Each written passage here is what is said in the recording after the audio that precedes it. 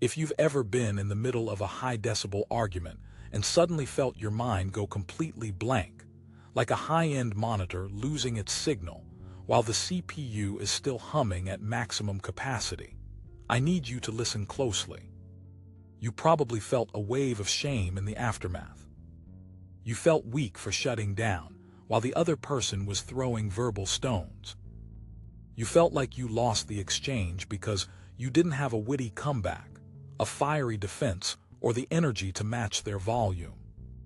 You walked away feeling like a glitching machine. But what if that wasn't a failure of your personality? What if it was your Sentinel OS engaging an emergency protocol to protect your most valuable data? I'm Silas, and today we are looking at the Gray Rock method. This isn't about being a victim. It's the high-level strategy of becoming the most uninteresting thing in the room. We are going to reframe your silence as a tactical weapon. Society tells you that standing your ground means being loud. It tells you that strength is found in the roar. But for the Sentinel, the person with a highly specialized cognitive architecture, standing your ground often means removing the ground entirely. When you deal with a narcissist, a manipulator, or a high-conflict personality, they aren't looking for a win in the traditional sense. They are looking for supply. They feed on the high-fidelity energy you produce when you are triggered. They want your anger, your tears, or your frantic explanations. They want to see the needle on your emotional dial hit the red zone, because that is where they draw their power.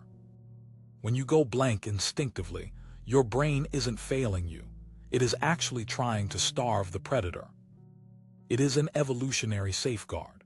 Today, we're going to show you how to turn that raw instinct into a conscious, tactical defense. You aren't broken for being quiet. You are simply running a high-resolution operating system in a world that only understands low-resolution noise. Let's look at the hardware behind why this works. Toxic people have a very specific sensory threshold for drama. Their brains are wired to detect emotional spikes. If you are a jagged, colorful rock, their radar locks onto you immediately. But if you are a plain, dusty gray rock on a path of 1,000 other identical gray rocks, their signal detection system ignores you. By using the Gray Rock method, you are effectively lowering your resolution. You are giving them 144p data when they are hunting for 4K drama. Once they realize there is no emotional return on investment in attacking you, their system will eventually decalibrate. They will get bored. They will move on to a more interesting target because you have become a conversational dead end. This is about managing your cognitive load and refusing to give away your internal resources to someone who hasn't earned them.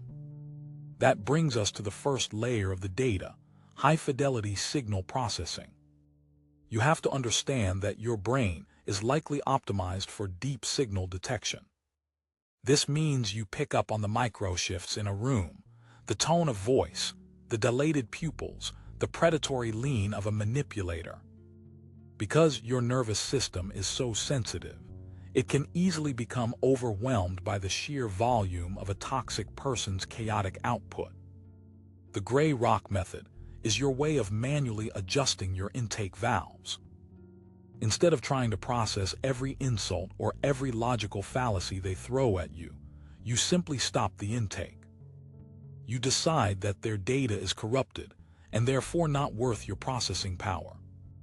This isn't about being unable to fight.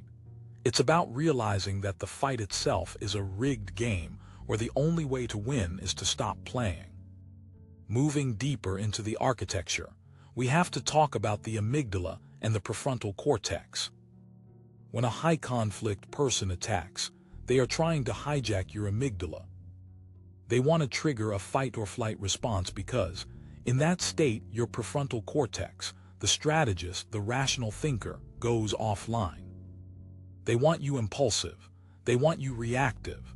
Gray rocking is the act of keeping your prefrontal cortex in the driver's seat. It is a cold, calculated decision to remain unreactive. You are essentially telling your nervous system that the person screaming in front of you is no more threatening than a flickering light bulb or a noisy air conditioner. You are de-escalating your own internal hardware so that you can maintain tactical autonomy. You are staying in the mirror void, where their projections find no purchase. There is a significant difference between gray rocking and what we call self-abandonment, and this is where most people get confused. Self-abandonment is a trauma response, where you hide who you are because you are genuinely afraid. It feels like disappearing. It feels like losing your soul to stay safe. Gray rocking, however, is a strategic choice. It's the difference between a city being dark, because the power grid failed, and a city going dark, because it's under a blackout order to hide from enemy bombers. One is a tragedy, the other is a defense. When you gray rock, you aren't losing yourself. You are putting your true self in a secure vault and choosing not to give the manipulator the key. You are keeping your vibrant, high-definition personality for the people who deserve it, while presenting a boring, low-res mask to the person trying to exploit you. We also need to address the concept of cognitive sovereignty. In a world that is constantly trying to harvest your attention and your emotions, being boring is an act of rebellion. Manipulators feel entitled to your internal state. They think they have a right to know what you're thinking and how you're feeling. When you refuse to provide that information, you are asserting your sovereignty. You are saying that your mind is a private laboratory, not a public park. This is why the gray rock method is so effective against narcissists specifically. They view people as extensions of themselves. When an extension of themselves suddenly becomes an unresponsive, boring rock, it creates a massive internal glitch for them. They cannot control what they cannot provoke. By being boring, you are asserting that you are an independent agent, not a character in their script. But how do we apply this in real time? You need scripts. You need conversational dead ends. The first is the factual pivot. When a manipulator tries to bait you into a political argument or a personal critique, you pivot to the most mundane facts possible. If they ask why you're so quiet or what's wrong with you, you talk about your laundry. You talk about a spreadsheet. You talk about the weather in the most clinical terms possible. You become a person who is obsessed with the trivial. They will try to find a hook, but you won't give them one. You are essentially providing them with zero-calorie conversation. They will eventually starve and look for a meal elsewhere. The second tool is the monosyllabic wall. This involves the three boring words, "Okay, I see, and that's interesting." These are the verbal equivalents of a blank screen. When they launch a 10-minute monologue about how you failed them, you wait 3 seconds and say, "Okay." When they try to gaslight you about a past event, you say, "I see." You don't argue, you don't provide evidence, you don't defend your character. To defend yourself is to admit that their accusation has merit. By giving a monosyllabic response, you are signaling that their words have zero impact on your internal reality. You are a fortress of indifference. The third tool is the information loop. If they are persistent and keep pushing for a reaction, you pick one neutral sentence and repeat it until they give up. Something like, "I understand that's how you feel." No matter what they say next, even if it's a direct insult, you respond with, "I understand that's how you feel." You are a broken record in a high-definition world. This is incredibly frustrating for a manipulator because they are looking for a dynamic interaction. They want to dance. When you repeat the same sentence, you are refusing to dance. You are becoming a static object. You are becoming the gray rock. This strategy is also a form of nervous system mastery. Every time you successfully gray rock someone, you are training your brain to stay calm under fire. You are teaching your neurons that you don't have to respond to every stimulus, This builds a massive amount of internal resilience. You start to realize that you are the one in control of your energy. You are the one who decides who gets to see the 4K version of you, and who only gets the 144p version.